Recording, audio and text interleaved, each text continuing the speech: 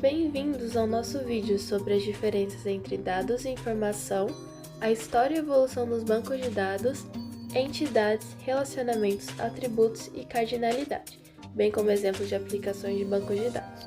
Antes de entrarmos em detalhes sobre bancos de dados, vamos entender a diferença entre dados e informação.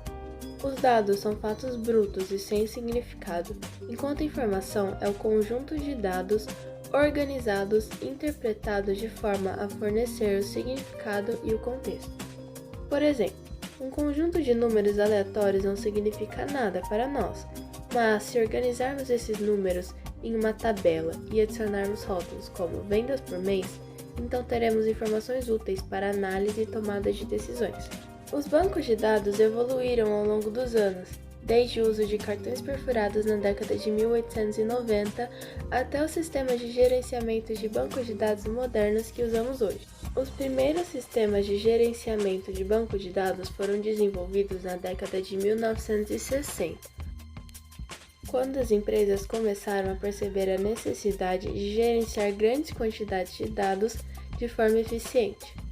Desde então, o desenvolvimento de bancos de dados tem sido constante, e os sistemas modernos oferecem uma variedade de recursos para gerenciar grandes quantidades de dados com segurança e eficiência.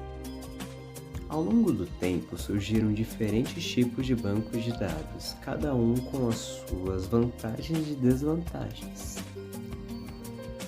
Alguns exemplos de modelos de bancos de dados são o modelo hierárquico, modelo em rede e o modelo relacional.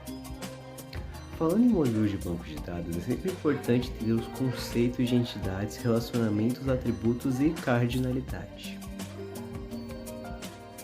Entidades são objetos do mundo real, que podem ser armazenados em bancos de dados, como pessoas, pedidos ou produtos. Relacionamentos sempre representam a associação entre essas entidades, o que liga uma entidade a outra. Atributos são as características de cada entidade, como por exemplo nome, endereço, telefone ou idade. E a cardinalidade define a quantidade de entidades que podem estar relacionadas umas com as outras, como um pedido que pode estar relacionado a um ou vários produtos. Agora vamos falar um pouco sobre as aplicações no dia a dia dos bancos de dados. Eles são usados amplamente em diversas áreas, por exemplo, logística, eletrônica, finanças e comércio.